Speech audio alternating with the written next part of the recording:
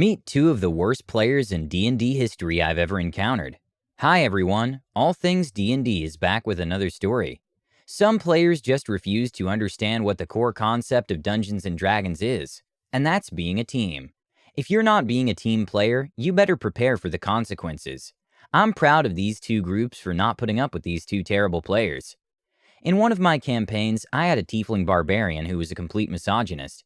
He would do the usual tabletop shtick of trying to find brothels in every town, flirting with waitresses and attempting to have sex with any female he came across.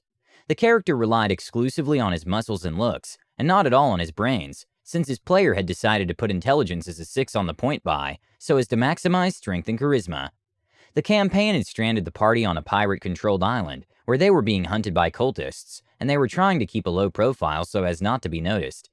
Two members of the party, our gunslinger and rogue, were pirates before joining the rest of the group, and took the lead while on the island, since they knew the ins and outs of Pirate Town.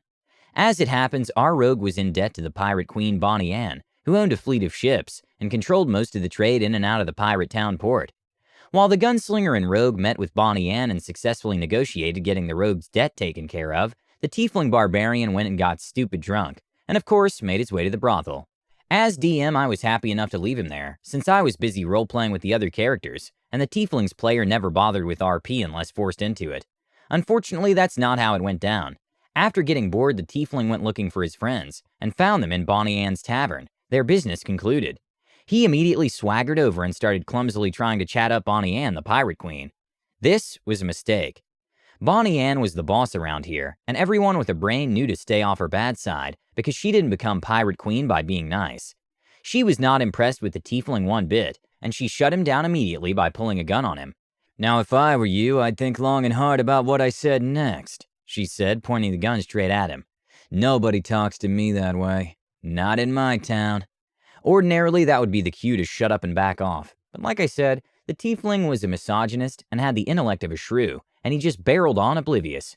It may be he didn't think she would actually shoot him, or possibly his player didn't read my homebrew rules regarding firearms. Whatever the cause, he did the worst thing possible. "Phew, I'm not scared of some little pop gun," he said as all 5 of the rest of the party groaned out loud and simultaneously slapped their foreheads. So she shot him. Nat 20 to hit, 11 piercing damage doubled for the critical, doubled again for point-blank damage. That homebrew rule I mentioned earlier. See, for my game, if a firearm is used on a target within 10 feet, it doubles the damage. So that's 44 points of piercing damage in one shot. And everybody rolls for initiative. The gunslinger went first, diving behind cover and hiding as a bonus action, and trying to calm Bonnie Ann down with a persuasion roll as his action. That didn't work, of course, because now she was riled and wanting the tiefling's head on a plate. Next, it was the tiefling's turn. Rage is a bonus action. Smart. And then he lit up his box of Granados and chucked them towards Bonnie Ann. Really, really stupid. For those of you who don't know, a Granado is like the earlier version of a grenade. The tiefling had bought 12 of them sometime before, and now he used all of them to try to kill her. Because that's a reasonable reaction to someone not liking being talked down to, right? Problem is, Bonnie Ann's NPC was a high-level rogue, and with her crazy high dex save and evasion, she took no damage whatsoever. The building, on the other hand, wasn't so lucky. The Granados blew one whole side of the building into the street, and nearly brought the entire place down on their heads. Now I confess I didn't do my due diligence as a DM here. We had agreed as a group that each Granado would do the same damage as a fireball spell.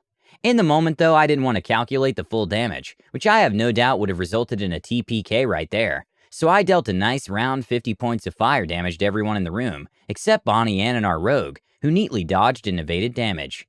Suffice to say, the tiefling was somewhat surprised when his brilliant plan blew up in his face. He smartly decided to surrender himself when he saw the rest of the party glaring at him, and Bonnie Ann, without a mark on her, calmly reloading for her initiative round. Needless to say, the tiefling learned an abject lesson in respect after being locked in one of Bonnie Ann's dungeons for the remainder of the party's time on Pirate Island. The moral of this story is maybe don't mouth off to the Pirate Queen when you're on her island and need one of her ships to escape. Can you imagine? Consequences for your actions? Go figure. And that girl in the next story gets a healthy dose of consequences for being gross. So I've been playing D&D since middle school, and I've encountered a lot of weird players in my day. I've seen people take seducing way too far. I've seen super overdramatic edgelords, but nothing could have prepared me for that girl. About 5 months back, I moved back to my hometown, and my wife and I decided to find a group to play with, so we made some posts on Facebook and eventually got a group. There were 5 of us, and initially everything was fine. That girl was initially a Goliath warlock, who ended up getting herself killed off within a few sessions due to super reckless behavior and a terrible confrontational attitude.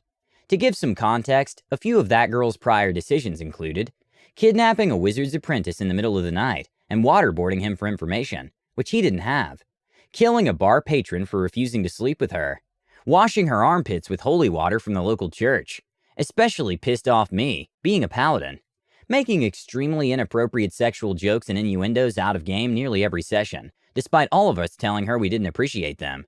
After being killed off, our DM allowed her to make a new character and warned her that she needed to change the way she handled situations if she wanted to survive in the game. She agreed and left early. Next session, she showed up with a brand new character, a wood elf bard. The way she described her new character was ultimately what ended up getting her kicked out of the group. Her first sentence when describing her new character: "His name is Dick, and his whole shtick is that he sexually assaults everyone he meets." That girl uttered those words with the proud, beaming smile of a toddler who had just used the toilet successfully for the first time. We couldn't believe her.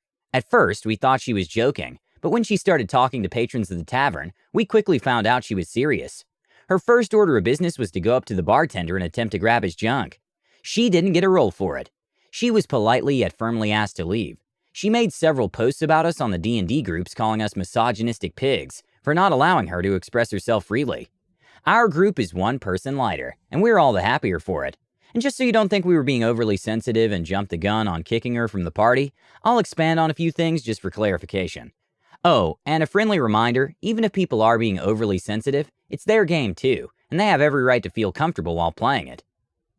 That girl was in her late 20s, not some edgy teen. The apprentice she waterboarded was 15 years old. Normally, waterboarding someone in D&D is perfectly fine, sometimes even funny, but a 15-year-old is crossing the line in my opinion.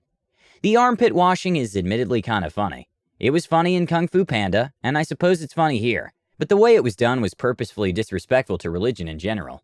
Should be pointed out that that girl is an atheist who despises religion. I'm not some hypersensitive petunia who blew things out of proportion. I think most people in my situation would have reacted the same way. Sexual assault isn't okay no matter what, coming from a man or a woman. Men can be sexually assaulted. Women can be perverts. It's not illegal to feel uncomfortable when someone takes their bra off in front of you or makes sexual jokes every 5 minutes.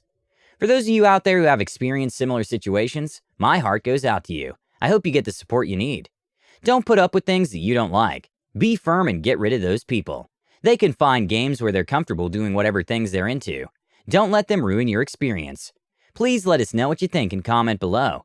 Don't forget to subscribe to our channel, All Things D&D. Our videos are posted every Tuesday and Friday, so stay tuned for more amazing Dungeons & Dragons content.